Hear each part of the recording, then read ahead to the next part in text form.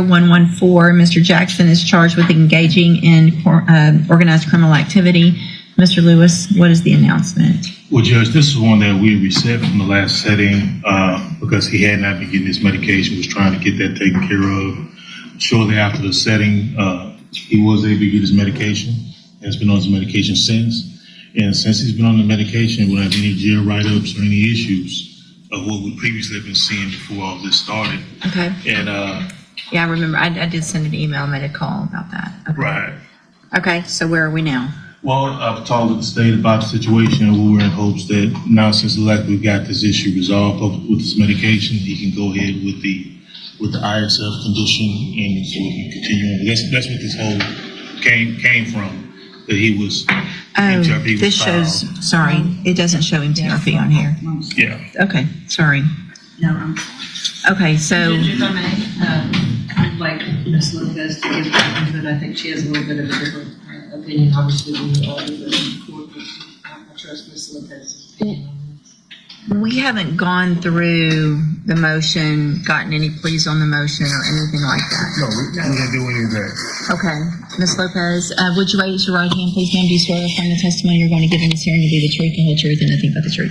Thanks. So what's your position, I guess? Well, Your Honor, I would like to point out just a couple of things. Originally, this all transpired because he was sentenced to ISF and you had told him to get no further write-ups at the jail. He then received another write-up, and it was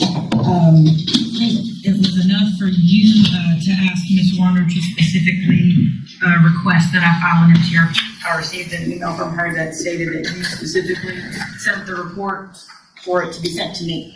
And so that was why the MTRP was filed. Since then, we've had quite a few jail incident reports. I actually went and saw Mr. Jackson out of the jail in August 28th of 25, in which I informed him of the MTRP being filed, and I advised him, hey, you really need to behave while you're out here, because at this point you are going back in front of your judge. And then it continued. Now I understand that since he's been on his medication, he has not had any incidents. And so my request at this point would be that if the secret to Mr. Jackson behaving is medication, then I am still in favor of him going to ISF cognitive. However, I would suggest that he be placed on the mental health initiative caseload, forensic caseload afterwards, because if the only way Mr. Jackson is going to be able to function and behave in society is with mental health meds, then he needs to be on the mental health caseload. Absolutely. Additionally, however, I think it's to be established that he be on zero tolerance, because if he's acting like this at the jail, I don't need him acting like this in the community. Agreed. And then I would also truthfully suggest that once he completes the mental health caseload, he then come to the high medium risk caseload, because additionally, if he needs all this help in order to behave, he needs to have serious supervision long term or longer term. That's not to say that he won't ever end up on a regular felony caseload, but if he's having this much trouble behaving in the jail, it tends to say that he needs a little more assistance. I don't disagree with any of that. Do you, Mr. Lewis? No, I don't, Judge. This was definitely a situation where once I was appointed, of course, I had him evaluated for competency, and then to the point where when I realized that he hasn't been on any medication the entire time he's been in custody, that definitely stuck out to me. Just the fact that in this short time since he's been on his medication has made this difference. Then definitely those issues with mental health issues need to be addressed to make sure that through probation he does get the help he needs, the proper vehicles for him to be successful. What medication did they start, Mr. Jackson? I really don't know. You don't know what it's called? You take it every day?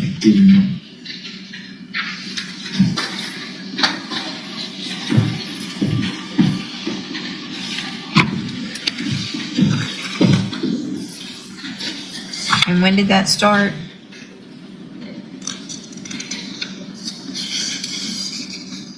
It was about a week or two after the last court date. Okay. He was last year on January 6th. That's what I thought. Right. Okay. These are all the last one that I show is from Christmas, December 25th. thank you.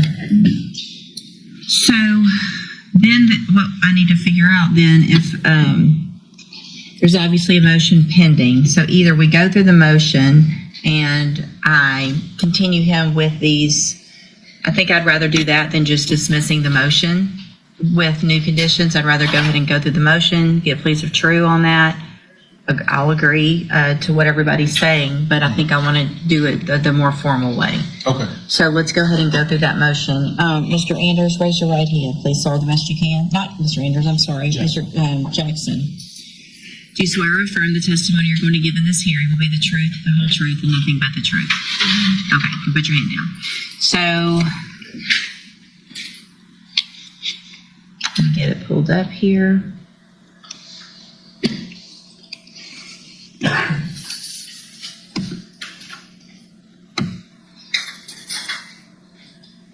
And we never, so the ISF was just, we didn't go through any of this, please, ever. No. Okay. That was just part of that was an agreement with regard to admin hearing. Correct. Okay. All right, so, One of the conditions of his probation order is that he Right. have no further issues at the so we jail. never even got, And before we could even do the paperwork to ISF, he had issues at the jail. okay. So you haven't seen the light of day yet? No, You ready to? no. Okay, well, we're going to give you the tools to do that, but it's going to be up to you to take advantage of all that, okay?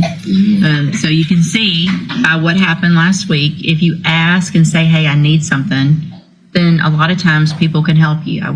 Y'all let me know that. I was able to contact the jail. Things happen. So the important thing about all of this when you're on probation, whether you're in jail, whether you're at ISF, or when you get out, hopefully, if you're having things that aren't going right in whatever part of your life, your probation officer is going to be there to help you. They're not trying to revoke you. They're not trying to get you in trouble.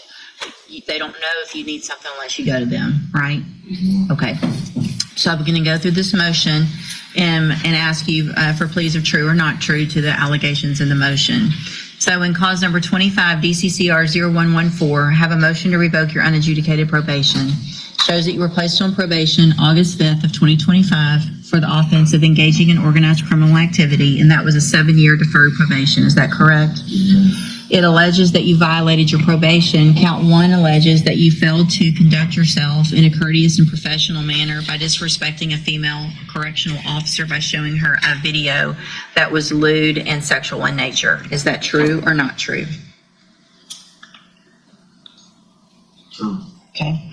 Count 2 alleges, count 2 is really the same. Okay.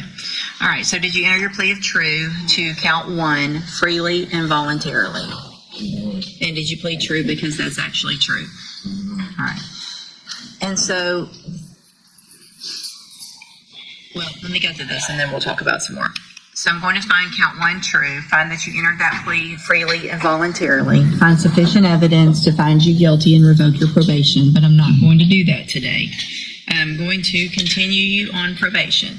You are still ordered as a condition of the probation to enter and successfully complete the ISF program. When you're out, you will be on the mental health caseload so that you can get whatever help you need with medication, counseling, whatever it is.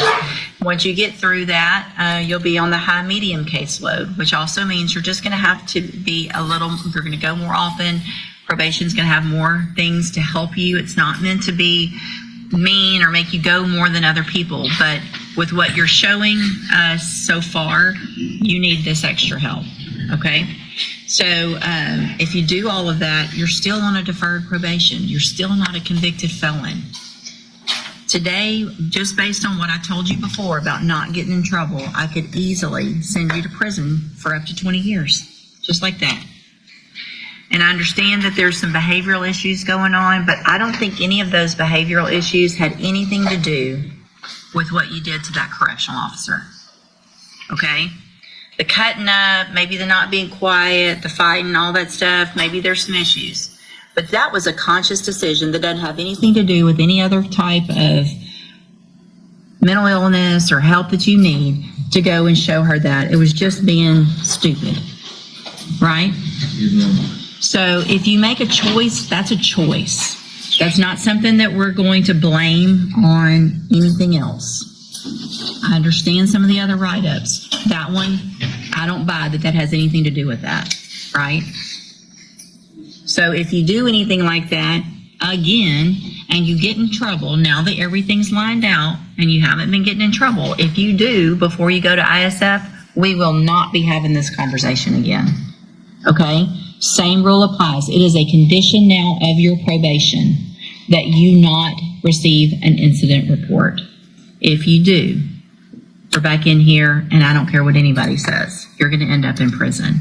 You've got family. Nobody wants this to happen, but it's 100% up to you at this point, okay? If you get to ISF and you don't follow the rules in ISF and get in trouble there, same thing. That's a condition of your probation, is that you act right in ISF as well, okay? All right, so anything else? 0 tolerance. And you'll be on 0 tolerance, which means really everybody should be on 0 tolerance when they're on probation, but when you're actually on what we call 0 tolerance, it means you cannot make any mistakes.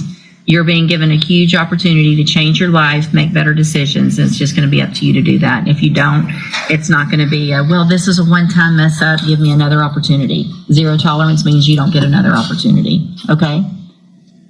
Yeah, ma'am. Why don't you just look at her like that right in front of me? No, ma'am. No one is against him today. Don't say another word or you're going to end up in trouble. No one's against you today. They're saving you from going to prison today because that's what I was probably going to do.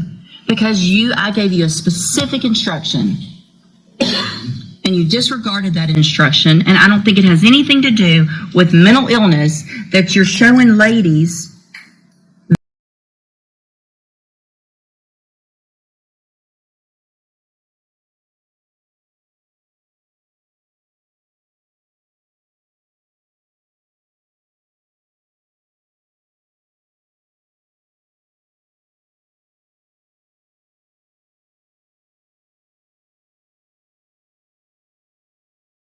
videos that are inappropriate in the jail.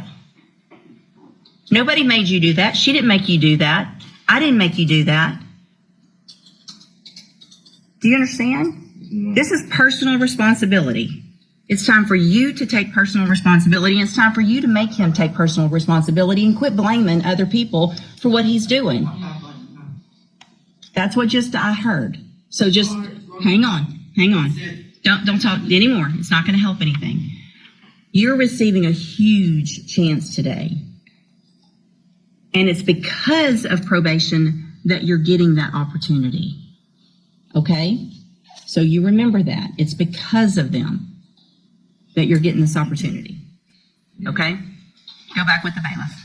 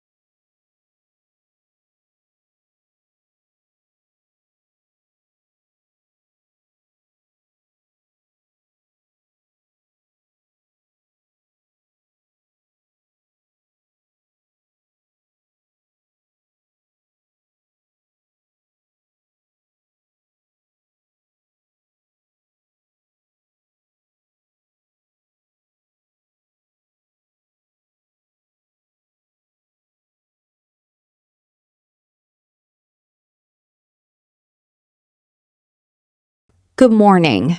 It's 68 degrees Fahrenheit and sunny. Traffic is a bit heavy today, so I'd suggest leaving 10 minutes early for your 9 a.m. meeting. Regarding your support ticket, I definitely hear your frustration with that billing error.